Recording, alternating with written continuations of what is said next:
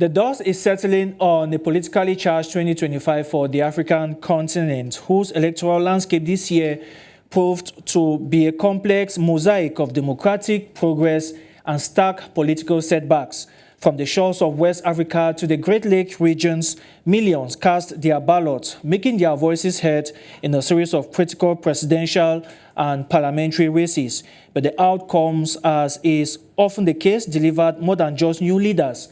They exposed deep fault lines, tested the resilience of young democracies, and challenged the very notion of constitutional order.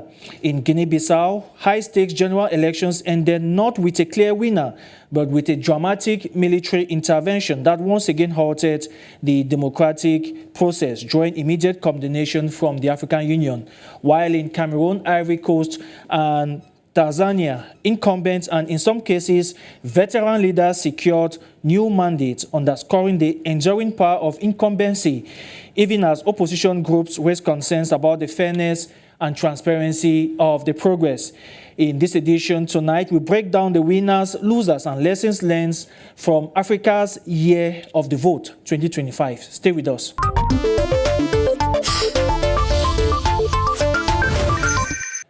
Our guest in this edition of the program is Senior Associate for Africa and Regional Director at the National Democratic Institute.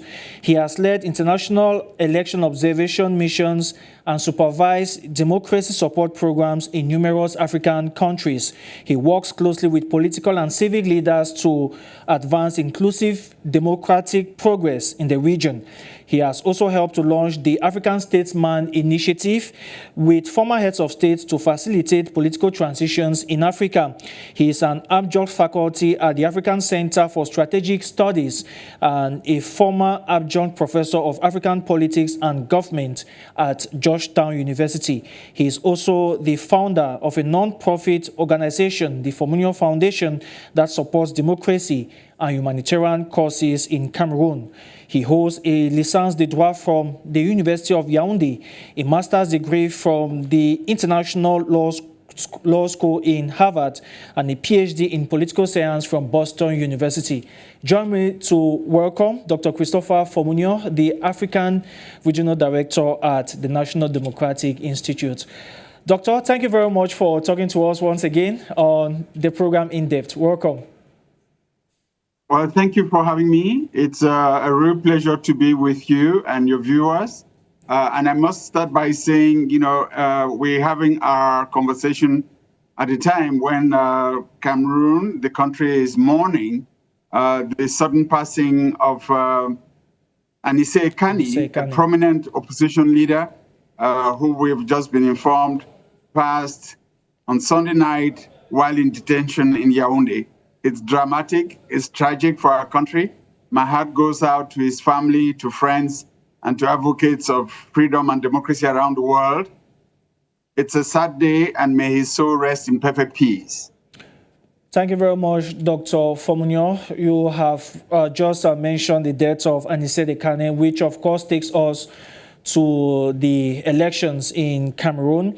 We know that the election has come and gone, but not without political, human, as well as psychological scars. We have witnessed protest, violence, and contested legitimacy about the presidential elections in Cameroon.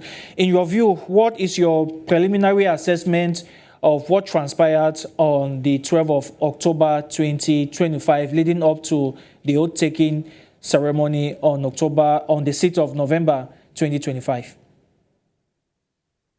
Well, as I've always said, an election is not just a one-day event. It's not solely what took place on October 12th. It's the entire process from the beginning through the pre-election period, the campaign period, what transpires on election day, and then the tabulation of votes and announcement of official results, and then the acceptation of those results or contestation thereof, which constitutes an electoral process.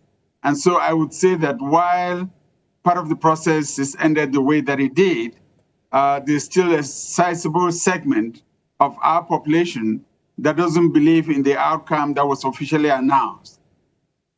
The second thing I would say also is that as you rightly pointed out in the introduction, elections have a way of bringing to the fore the strengths and weaknesses of every democratic society.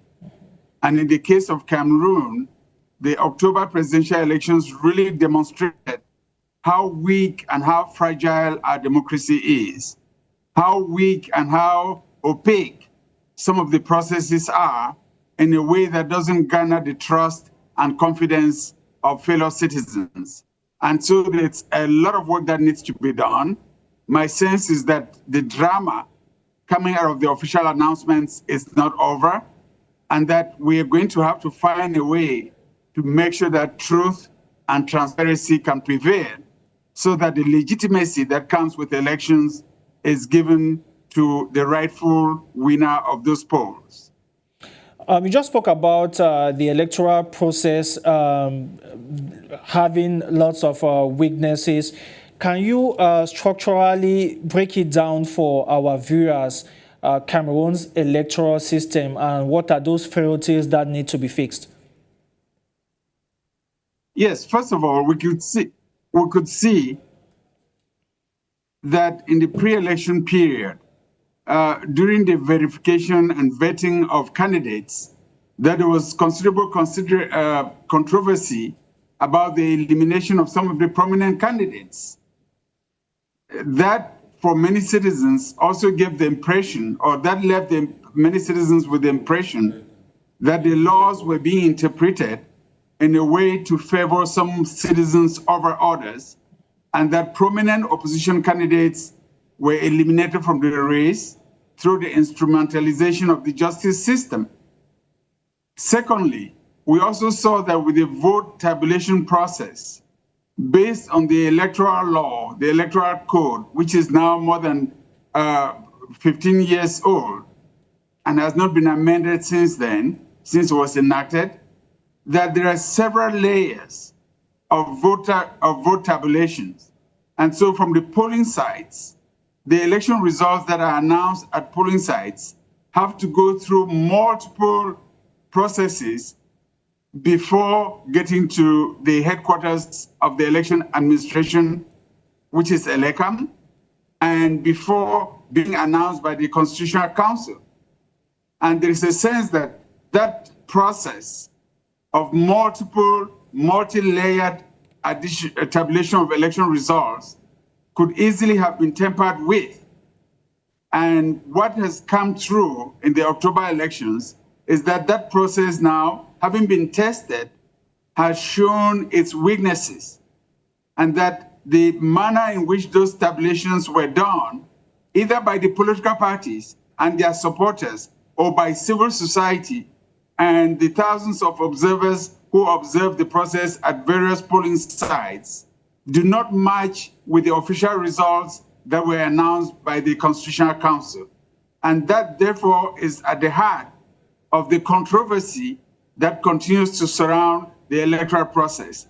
And in that kind of situation, what one would advise is what countries such as Nigeria and Ghana have done with their electoral processes, where they have introduced new technology, to facilitate the electronic transmission of election results, such that at the very moment that the counting is terminated at the polling site, election results are electronically transmitted to the headquarters of the Election Commission, even while they go through the intermediary compilation processes. And this is allowed for multiple verification. Also, the possibility to ascertain that the official results being announced in the capital city, Yaoundé, are a true reflection of what transpired in each one of the over 30,000 polling sites across the country. This is one area that has come through as very weak and very vulnerable in our electoral process. And this is one specific item which is going to need to be modified going forward. All right, let's look at the voters' turnout. According to the voters' turnout, about half of registered voters did not vote. we had roughly over 4 million people who voted out of 8 million registered voters.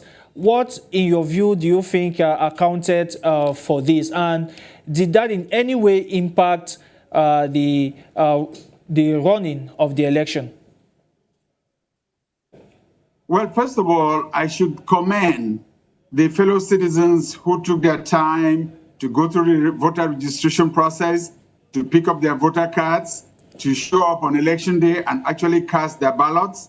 They're to be commended for executing their civic responsibilities as citizens. And that's great.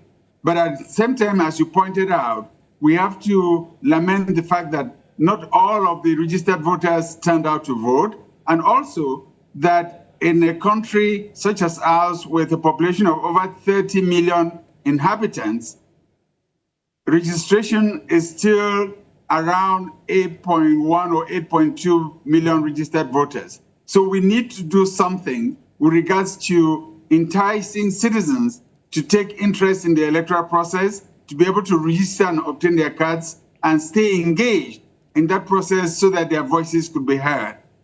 One of the impediments that we run into in the Cameroonian context is the fact that our election law arbitrarily sets the voter age at 20, whereas universally the voter age is 18.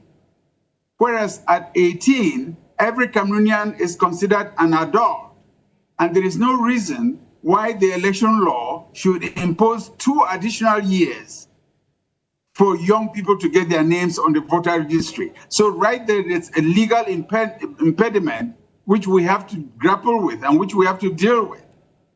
And so that said, one should also be very worried about some of the figures with regards to voter participation. Because we know that, for example, in the 2 regions of the Northwest and the Southwest, regions that have been impacted by what is commonly called the Anglophone crisis, where there have been internally displaced persons. In fact, by UN figures, statistics, there are over 1 million internally displaced persons in Cameroon, the majority of whom are from the Northwest and the Southwest regions. It was surprising to see that voter turnout, according to the official figures, in some of the divisions in these regions was extremely high. And that then raised doubts in the minds of many people as to whether those figures were a real reflection of the number of people who turned out in villages, in towns that have been abandoned to be able to cast their ballots on election day. So even with regards to voter registration and voter participation, there is going to be a lot of work, there needs to be a lot of work to be done to purify that process and make sure that we have the right head count during elections and that people who are of voting age are really able to register, get their names on the voter rolls, and participate in our elections. Now, despite some of these weaknesses which you have mentioned, election observers say these problems did not in any way affect the election as to cause issues which resulted in the protests which followed. How do you see the role of the election observers around the election in Cameroon? Well, I am not familiar with the reports that were issued by various election observation groups, but I'm also aware of the fact that a number of civil society organizations also contested the official results that were released because they had results that showed a different outcome. And so I think the jury is still out in terms of the performance of those various observation missions. I also am not aware of any reputable international organization that fielded observers for these elections. So I'll have to take a pass in terms of passing judgment on statements that may have been issued by various groupings with regards to the incidents that we referred to and with regards to the outcome of the elections as officially announced. All right. Now, how would you describe the incidents which followed the proclamation of the results? There was violence, there was a lot of looting. which followed. In some cases, some critics or observers highlighted that this violence did not have anything to do with the post-election issues.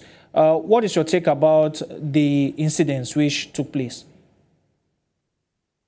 Well, I must say that I am very saddened that 60, 70 years after independence, we are in a situation where people are still dying because of elections, where property is being destroyed because of elections, where hundreds of people are being arrested and detained because of elections.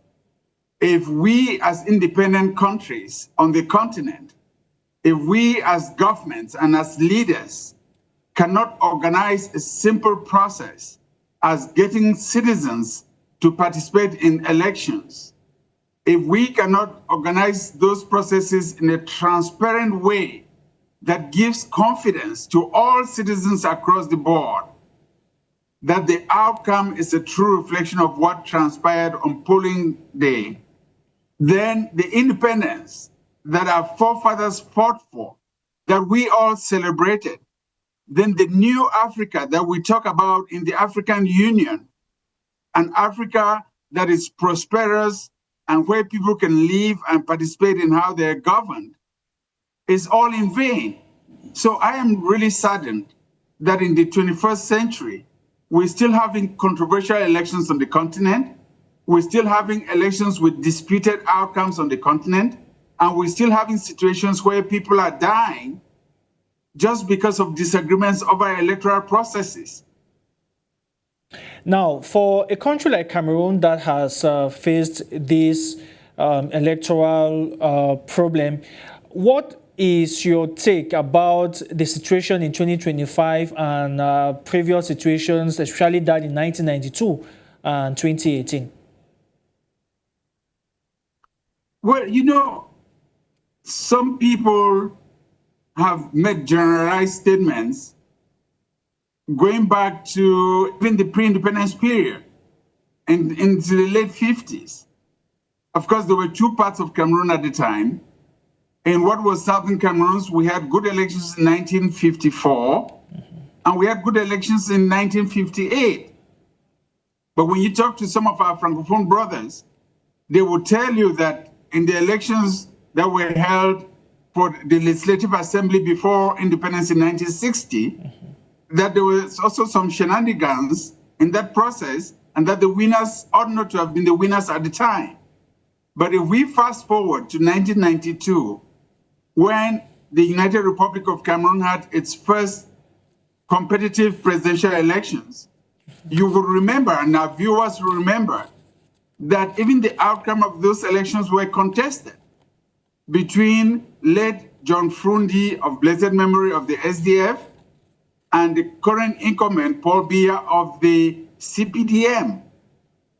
And that since those elections, there haven't been presidential elections around which there wasn't some level of controversy. And we saw that again come to the fore in 2018, when then second place Professor Maurice Kamto claimed that he had won the elections, even if the incumbent was declared the winner. And the controversy around the 2018 presidential elections lingers till this day, when some supporters of the MRC and Maurice Kamto continue to claim that he won those elections. And so I had thought, coming into the 2025 elections, that every effort would be made to make sure that the process was as transparent as possible to avoid the accusations that the country has experienced before. But lo and behold, here we are with a worst of post-election crisis, in the sense that unlike in 1992 and in 2018, the opposition in 2025 actually has its own figures, in some cases division by division, and in some cases with regards to particular polling sites, which contrast very sharply with the official results announced. This is testimony that we have a lot of work to do. We need to clean up our act with regards to elections. We need to restore the trust and confidence that citizens have in political and governing institutions. Because if they lose trust in the one social contract that is negotiated between those that govern and the population at large, in public view, they would have a harder time having confidence in their governments going forward. And so this is probably a watershed moment, but this is one crisis too many, which we must try to get to the bottom of if we are determined and mindful to keep the country on the right path. All right. President Paul Biya, during his oath-taking ceremony last month, said it clear that Cameroon is not ready for another conflict. If you were to propose to the government, the opposition and civil society on non-negotiable steps and simple steps to diffuse the tensions emanating from the elections, what are some of those suggestions? Yeah, I think President Paul Biya is right in saying that Cameroon does not need another crisis. Our people have suffered enough under the incursions from Boko Haram in the extreme north region and in parts of the three northern regions of the country. We have suffered enough the effect of multiple crises in the Central African Republic coming across our border into the eastern region of the country. And for 9 years, we've suffered enough under the horrible conditions of the Anglophone crisis in the Northwest and Southwest regions. The last thing that Cameroon needs in 2025 is another layer of political crisis that really tarnish the legitimacy of those that are called upon to govern. And so in that regard, President Biya is right. And I think he needs to take very concrete steps to diffuse this crisis and have the whole country get to the bottom of the truth. First of all, I think it is unacceptable to have people detained for over 40 days with no charges and for no reason.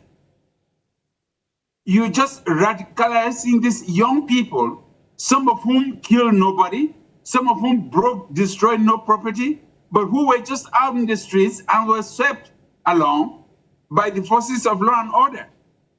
Releasing all of those individuals would be a first step to demonstrate a recognition that the country is on the precipice of another unnecessary manufactured crisis. The second thing I would say is to ELECAM, the election administration body.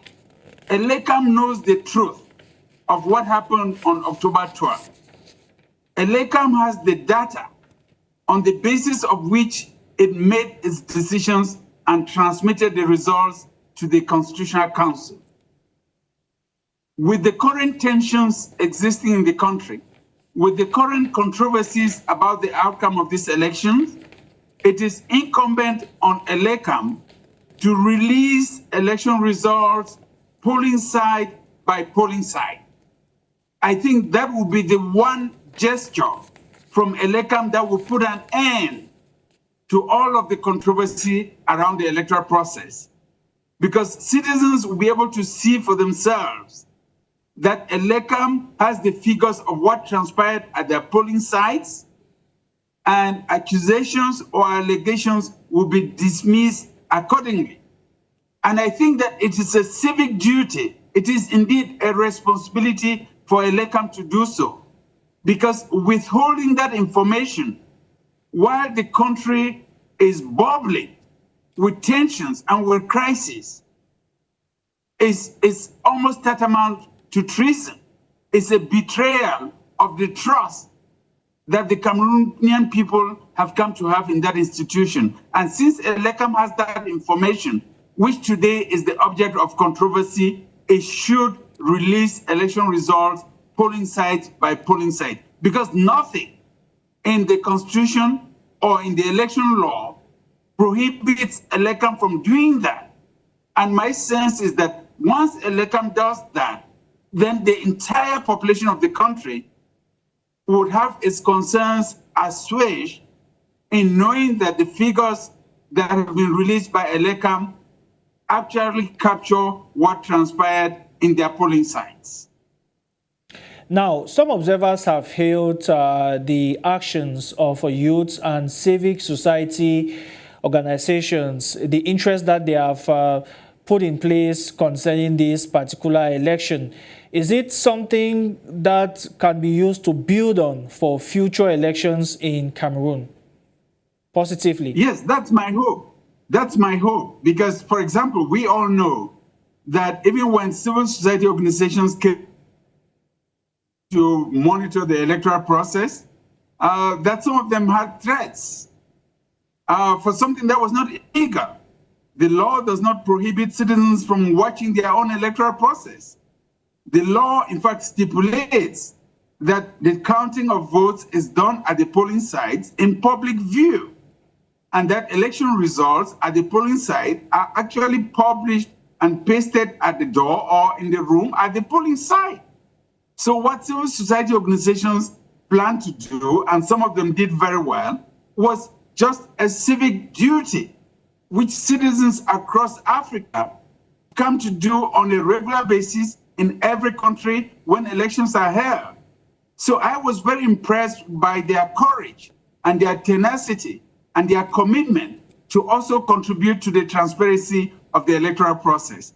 And my hope is that when appropriate electoral reforms are undertaken, this would further incentivize the youth and civil society and media outlets such that future elections in Cameroon would be an all-inclusive affair and would see citizens taking ownership of the process, because that would be one opportunity for them to have their voices heard and to legitimately choose those that can govern them. Now, moving forward, apart from the issues to resolve the current post-election tensions, which has simmered but is still there, what suggestions will you make to President Paul Biya and his government as he begins the 8th mandate in a bid to put the entire country on the path to political stability? My sense is that it is going to require a lot of effort, a lot of intentionality to get the country on track. My sense also is that it's going to require a recognition on the part of those currently in power that all of their policies have not worked, and that their approach to addressing national issues, an approach which seems to prioritize the use of brute force, has led the country on a path to nowhere. It therefore requires a change in course, a change in direction, an acknowledgement of failure, and a willingness to integrate ideas from others into how national issues are addressed. While I would be comfortable making those recommendations, I also realize that if you've been in power for 43 years and haven't done great things for your country, it is not when you're losing your ability just by virtue of nature to work 24 hours a day, 7 days a week for your country that you're going to make those reforms. So I'm not naive about the propositions that I make, but I do put on the table the fact that for the country to regain its strength, for the country to reposition itself on a path that would be seen as beneficial to all Cameroonians, for the country to reposition itself to communicate its attachment to the well-being of each and every Cameroonian, we're going to need a change of direction and a change of course.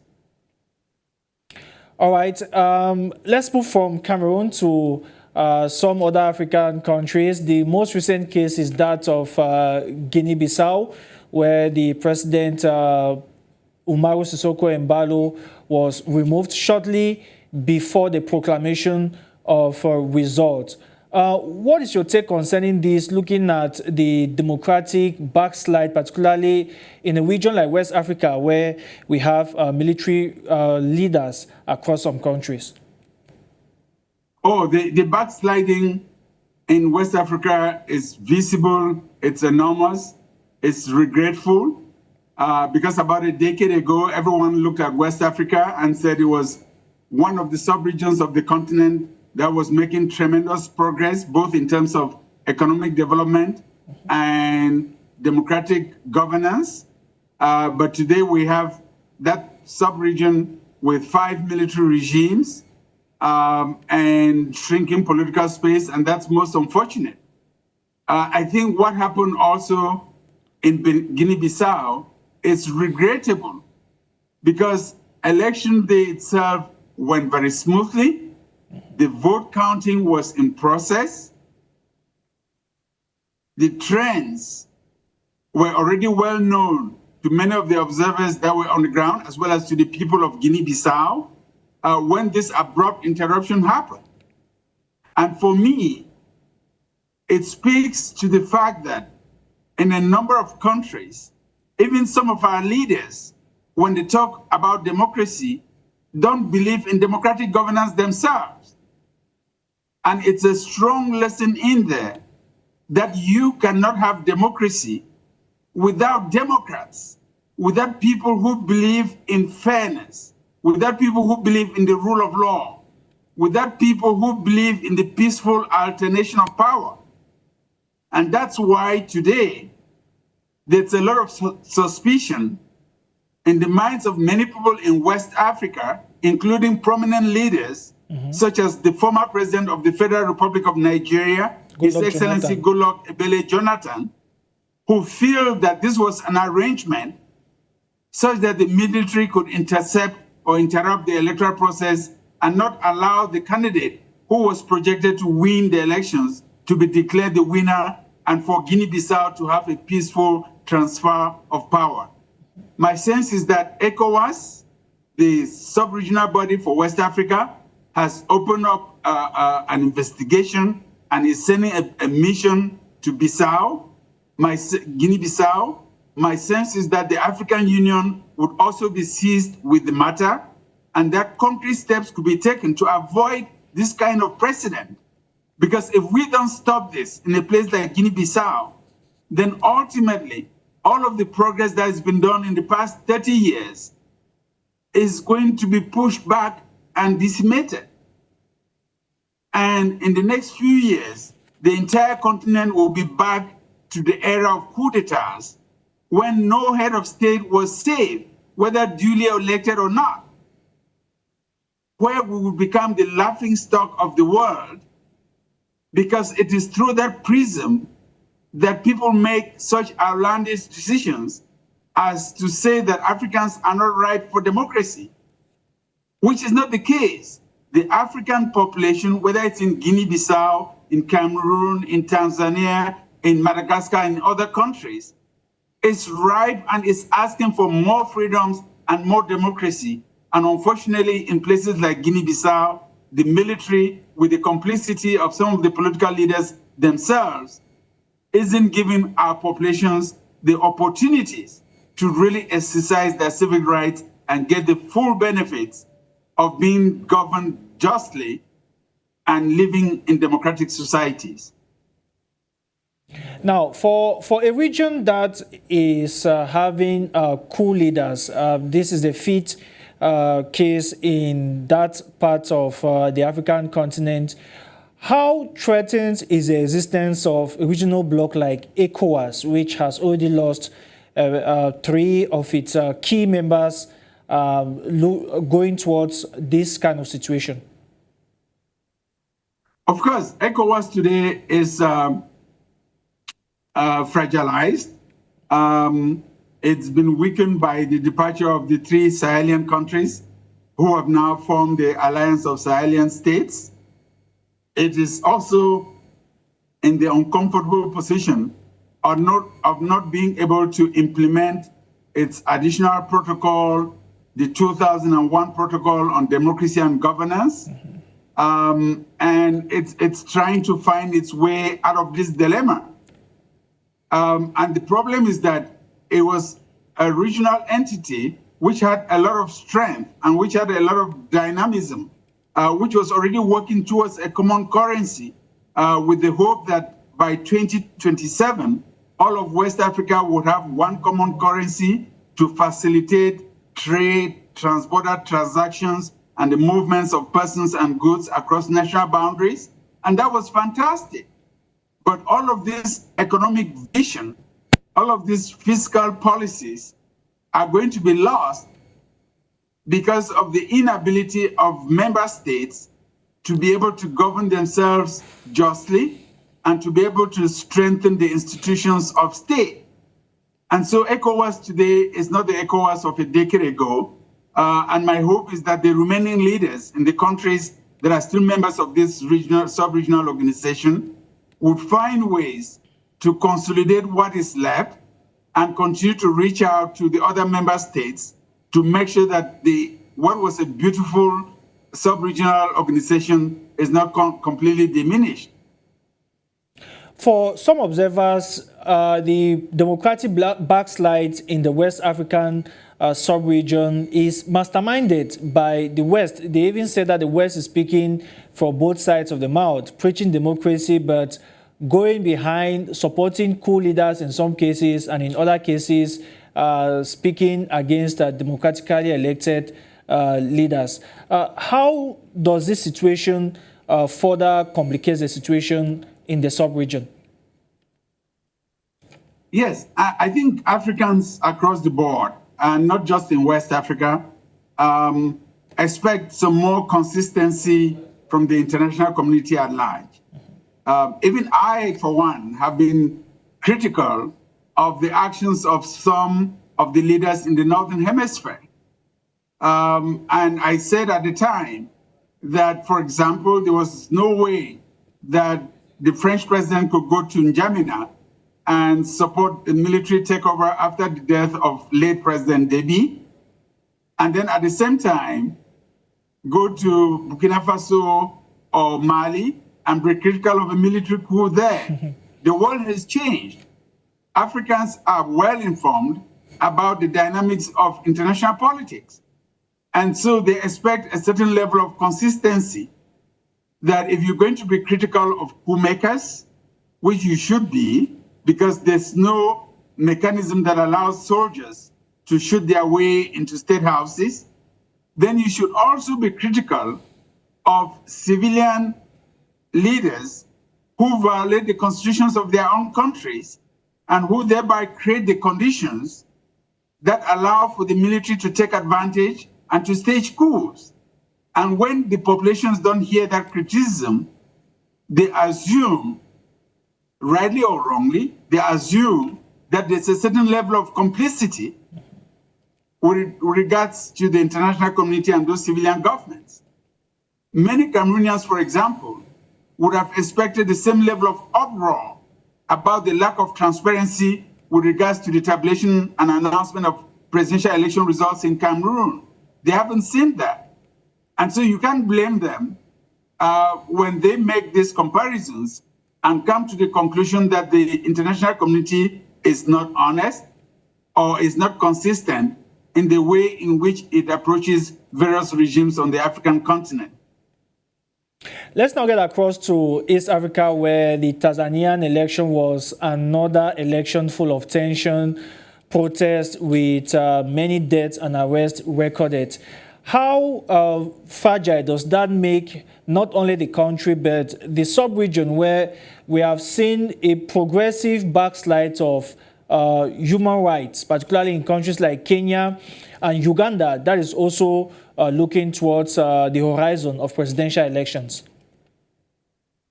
Well, you know, the East Africa community used to be one of the shining stars of sub-regional organizations on the continent, and that there was a time when everybody was proud about Kenya and Uganda and Tanzania, their track records, not just in economic development, but also with regards to efforts at democratic governance. Also, I would say that many Africans celebrated when President Samia Suluhu Hassan became the president of Tanzania, because that was on a short list of women who had become presidents in their countries. We all remember that for a long time, former President Ellen Johnson Sirleaf was the only woman elected president on the African continent. She then had other women who were interim presidents, Catherine Samba Panza in the Central African Republic, Dr. Joyce Banda in Malawi, during moments of transitions. But then we were lagging behind. The continent was lagging behind in terms of women presidents. And so when President Samia Suluhu Hassan became the president of Tanzania, there was a lot of joy, a lot of celebration, and everyone said she would govern differently. And so there was a lot of hope. But we've seen in the past 2 years that much of that hope has been dashed, that political opposition leaders are in jail, that political space has shrunk, journalists are molested. It's been extremely difficult for opposition parties to participate in political processes. And then came the elections, which she declared she won by over 97%. 97%. We are past the era of the Soviet era. Even in the former Soviet Union, nobody wins elections with 97%, 98% anymore. Look at the people who have died because of elections in Tanzania.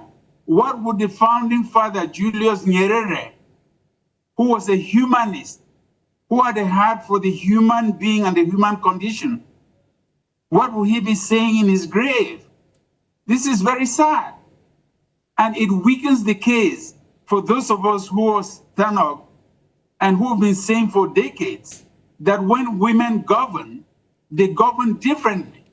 That even when there are abuses, there will be some limitations.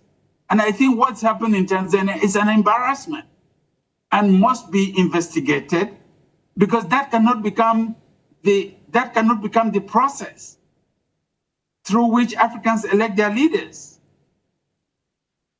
It's horrible, and I hope that the African Union is going to take some steps. I understand that the president has set up a commission of inquiry, but unless those involved are called to book and are held accountable, there's an indelible mark that has been put on the face and the future of Tanzania, and something that is going to take a while to cleanse.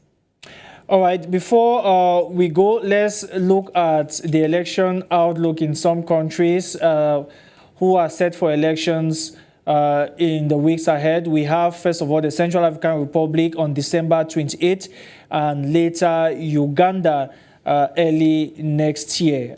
What are your projections for these elections? Well, you know, interestingly, the Central African Republic is a country that I've followed very closely. It would maybe not surprise some people that I was there in 1993 during the first multi-party elections between General Kolimba and Ange Felix Patasse. And so it's a country whose politics is close to my heart. I must say that I've been surprised, agreeably surprised thus far, by the way in which the Central African Republic has managed to allow or to create room for all the candidates who were interested in running for president to be able to contest. At the beginning of last month, there were some concerns that some of the strong candidates could be eliminated, which would have caused some tensions in the country. That has not happened, fortunately. And my sense is that in the next 3 weeks, we may see very vigorous campaigning. That's my hope for the Central African Republic. It's a country that is known multiple crises. I hope that they can conduct themselves going into this electoral process in a way that doesn't exacerbate the pre-existing tensions and could lead to an equitable and fair outcome, and I can only wish them well. Now, with regards to Uganda, that is also another case of an African leader who is outlived his welcome. I remember when President Museveni used to visit Washington when he just came into power in the 90s, in the late 80s and early 90s, and how folksy he used to talk about the fact that he was a farmer and he needed to be in power for just a few years and put in place processes and institutions that would endure even after him, and then he would retire to his farm and stay as a farmer.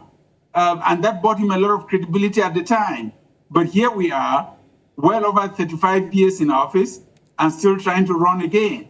So I don't know what that means and how the people of Uganda are going to translate that. But this is happening across the continent with these elderly leaders in their late 80s and early 90s, when the median age across the continent is 19 years old. We are a young continent. The young people are aspiring to lead and to participate in governing their countries.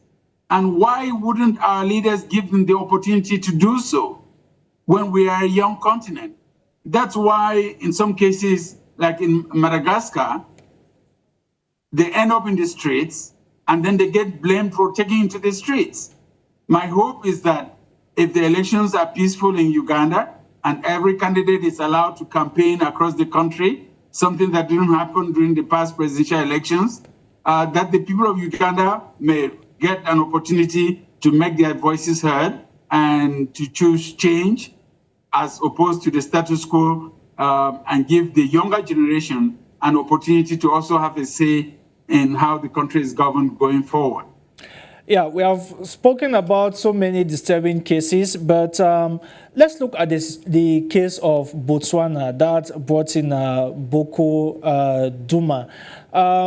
It's a country which is usually not in the news. For a continent that has so many electoral troubles, how reassuring can Botswana be, and inspiring as well to Africa continent? Well, I'm glad that you seem to have reserved the best cases for the end.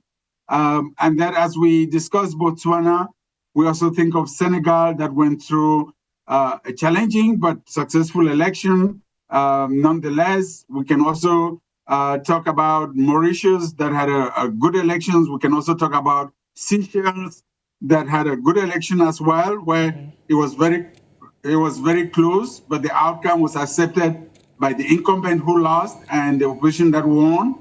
We can also talk about Namibia, where a woman president was elected for the first time in that country's history. So there are a number of good cases on the African continent, and Botswana really stands out as one of those good cases, an exemplary case on the African continent of a country that's managing its economic development very effectively, very efficiently, that produces diamonds and is able to manage that natural resource with a lot of transparency and accountability. And that is also managing its politics in a way that minimizes room for friction and room for tensions. Let's not forget that the ruling party in Botswana had been in power for 58 years. But when they lost the elections, the president called his opposition, congratulated him, and arranged for a smooth and peaceful transfer of power. That was fabulous. And the former president Masisi of Botswana is today very active in leading election observation missions to other countries. He's demonstrating that there's life after State House, and the country is doing well for it. And President Boko, of a younger generation, has brought in a breath of fresh air.